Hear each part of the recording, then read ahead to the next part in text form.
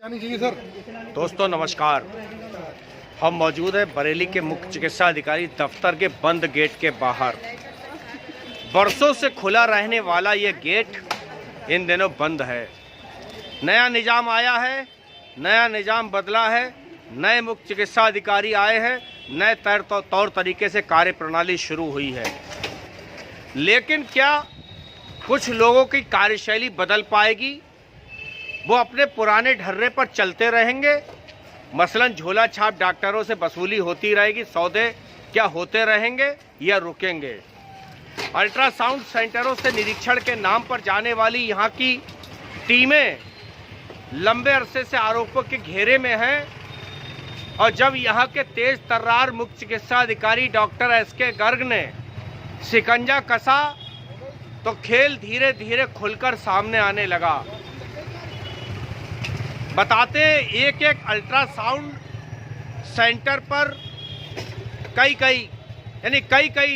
Doctors कई ultrasound centre देख रहे थे अलग अलग टाइमों पर। एक अल्ट्रासोनोलॉजिस्ट के नाम से कई मशीनें पंजीकृत करके चल रही थी। एक तरफ सरकार कड़े कानून बना रही है भ्रूण परीक्षण को रोकने के लिए, लिंग परीक्षण को रोकने के लिए, वहीं कुछ ऐसे अल्ट्रासाउंड सेंटर भी चल रहे थे जो कहीं ना कहीं जांच के घेरे में थे, विवादों के घेरे में थे, उन पर उंगलियां उठ रही थी, आरोप लग रहे थे, कहीं ना कहीं उन पर लिंग परीक्षण हो रहा है और पता लगाया जा रहा है कि पैदा होने वाला बच्चा महिला है या पुरुष, मंडे है या फ्राइडे, मेल है या फीमेल। ऐसी कोडवर्ड में बातें होने की चर्चाएं हो रही थी। लेकिन जब एसके गर्ग ने शिकंजा कसा तब बताते बड़ी संख्या में अल्ट्रासोनोलॉजिस्ट बीमार हो गए। चर्चा तो यह है कि करीब 2 दर्जन से ज़्यादा अल्ट्रासोनोलॉजिस्ट ने लिखकर दे दिया है कि वो बीमार है, अल्ट्रासाउंड सेंटरों का निरीक्षण नहीं कर सकते, यानी कि उन अल्ट्रासाउंड सेंटरों के रजिस्ट्रेशन खटाई में पड़ गए हैं, संकट में पड़ गए हैं, रद्द भी हो सकते हैं, या फिर जांच कराई जाए तो पता चलेगा कि इन अल्ट्रासाउंड सेंटरों पर अल्ट्रासोनोलॉजिस्ट के अलावा कुछ अयोग्य लोग अल्ट्रासाउंड कर रहे थे। बड़ा मुद्दा है। अभी 44 फर्जी नियुक्तियों का पटापेक्ष नहीं हो पाया है। उसमें एफआईआर जरूर दर्ज हो गई है, लेकिन एक बाबू, एक दलाल और एक चपरासी जो इसी कैंपस में आसपास बैठते हैं, उन पर उंगलियां उठ रही हैं। एफआईआर दर्ज हो चुकी है, पुलिस तलाश कर रही है, लेकिन फरार है योगी और मोदी सरकार में लंबी रकम डकारने वाले ठग। अब देखना कब पुलिस के हत्थे चढ़ते हैं। हम उनके दफ्तर भी चलेंगे, आपको दिखाएंगे उनकी सीट पड़ा हुआ है ताला। उनकी चिकित्सा अधिकारी सीएमएस महिला का कहना है कि संबंधित बाबू बगैर बताए 2-3 दिन गायब रहे थे, जिसकी वजह से उन्हें गैरहाजिर दिखाना पड़ा, हमारी मजबूरी थी। आज बताते हैं, संबंधित बाबू आए जरूर थे, लेकिन झलक दिखाने के बाद अपने दफ्तर के बाहर ताला डालकर चले गए। आखिर क्यों? खौफ के मारे बाबूजी अपनी कुर्सी पर नहीं बैठ पा रहे हैं? आखिर क्या दाल में काला है? क्यों नहीं जांच का सामना करना चाहते हैं? ऐसे तमाम सवाल अनुत्तरित हैं जो आने वाले समय में खुलने की आसार बने हुए हैं। वहीं प्रमुख चिकित्सा अधीक्षक दफ्तर के एक चतुर्थ श्रेणी कर्मचारी का भी नाम आया है कि उसने कहीं ना कहीं मेडिकल बनवाए हैं। हालांकि मेडिकल पर साइन करना चतुर्थ श्रेणी कर्मचारी के अधिकार क्षेत्र की बात है, लेकिन बनवाने में कहीं ना कहीं अहम कड़ी की भूमिका अदा की थी, जो कि सीसीटीवी कैमरे में भी कैद हो गई है। वो ठग भी कैद हो गया है, जैसा कि अखबारों में आपने समाचार पढ़ा भी होगा। लेकिन इस समूचे घोटाले से कब पर्दा उठेगा? कब फर्जी नियुक्ति कराने वाले जेल के सीक्षों में जाएंगे? कब अल्ट्रासाउंड और झोला छाप डॉक्टरों से ठगी करने वाले लोग जांच के घेरे में आएंगे? ये सब सवाल अभी भविष्य के गर्त में छुपे हुए हैं। फिलहाल देखिए हमारी खास रिपोर्ट, जुड़े रहिए हमारी स्पेशल स्टोरी के साथ।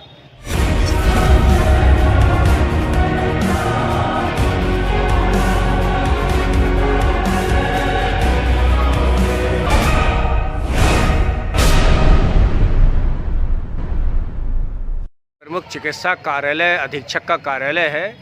यहीं बनते हैं नौकरियों में जाने से पहले मेडिकल। जो फर्जी नियुक्तियों के मामले में मेडिकल बने थे वो भी इसी दफ्तर से बने थे। ऐसी चर्चाएं आम हैं और इसी दफ्तर के एक चतुर्थ श्रेणी कर्मचारी भी कहीं ना कहीं जांच के घेरे में है और एफआईआर दर्ज हो चुकी है। आइए करते हैं पड़ताल, चलते हैं दफ्तर के अंदर। मेडिकल जो बने थे 44 नियुक्तियों के मामले में, वो कहाँ से बने थे? आपके राइटिंग से बने थे या नहीं? नहीं, हमारे राइटिंग से नहीं बने थे। अच्छा, आपसे कोई मतलब नहीं है? ना, हमसे कोई मतलब नहीं है। मेरे को उसके बारे में कोई जानकारी है। चाहेंगे बड़े बाबू, क्या मामला था जिसके बारे में 300 बिस्तर के अस्पताल में कुछ वसूली के आरोप लग रहे हैं? क्या है वो? मुझे कोई जानकारी नहीं है। मुझे मीडिया के माध्यम से ही आज जो पेपर्स वगैरह में कुछ मैंने खबर पढ़ी, उसी के माध्यम से मुझको जानकारी मिली है। लेकिन मैं खुद हैरान हूँ और परेशान भी हूँ और मेरा परिवार ही परेशान है इसको लेके। लेकिन मुझे कोई जानकारी नहीं है कौन लोगों ने पैसा लिया, कब नियुक्ति हुई, उसमें 300 बेड कहाँ पे अस्पताल है मुझसे, और उसमें कब नियुक्ति हुई, मुझे उससे कोई लेना देना नहीं है। क्या 300 बिस्तर भी नहीं है? 300 बिस्तर का अस्पताल क्या आपके साहब जिसके अंडर में आप काम करते हैं, क्या उनके अंतर्गत आता है, उनके निर्देशन में चलता है? नहीं, उनसे साहब से कोई मतलब नहीं है। उनका अलग CMS है, वहाँ के इंचार्ज अलग हैं। मतलब आपका कहना यह है कि जिस दफ्तर में आप काम करते हैं हमारे कंट्रोलिंग अफसर के अंडर में वो 300 बिस्तर का अस्पताल नहीं आता। जी। और आपसे जो अखबार में छपा है, आपको अखबार के जरिए पता लगा ये सब इस तरीके की जी। और कुछ कहना चाहेंगे? कोई आदमी मेरा नाम क्यों ले रहा है, ये बड़ी हैरानी की बात है। और मैं चाहता हूँ उसमें इन्वेस्टिगेशन हो और मेरी तरफ से भी उस आदमी के विरुद्ध कानूनी कार्रवाई की जाए कि जो मेरा नाम गलत कर रहा है, मेरा इस्तेमाल कर रहा है और मेरी छवि भी खराब हो रही है। एक अधिकारी का कक्ष है और इसी में बैठते हैं कुलदीप शर्मा महिला अस्पताल में। और ये वो ताला दिखा रहा हूँ जो लटक गया है उनके कमरे के बाहर। और यहाँ पर एक निर्देश जरूर लगा हुआ है, लेकिन पूरा दफ्तर में ताला पड़ा है प्रशासनिक अधिकारी कक्ष के बाहर।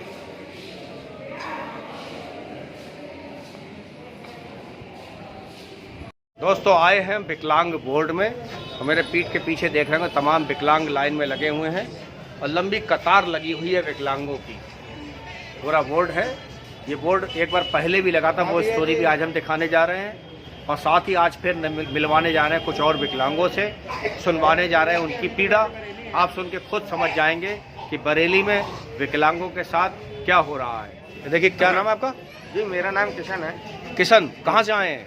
मैं आया हूँ मोहल्ले से। क्या दिक्कत है? जी, मेरी जो आंटी जी हैं उनके पैर में अचानक 2018 से या 19 से उनके पैर ऑटोमेटिक टेढ़ा हो निकला। ठीक है, उसकी हम कई बार यहाँ कंप्लेंट कर चुके हैं, लेकिन सर जी ये हमसे कहते हैं कि आप घुटना बदलवा दीजिए। सर उसका कुछ तो इलाज होगा, ऐसा तो है नहीं। हमसे ये कहते हैं कि बरेली लखनऊ चली जाइए और हम कह रहे हैं सर जी हमें उनका विकलांग सर्टिफिकेट बनवा दो सर, हम चले जाएंगे। तो सर उसका भी कोई वो नहीं दे रहे हैं रिस्पॉन्स।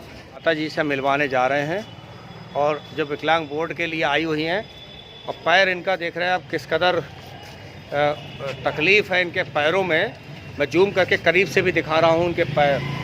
देखिए पैर, क्या दिक्कत है माता जी? पैर में बहुत तकलीफ है, घुटना टेढ़ा।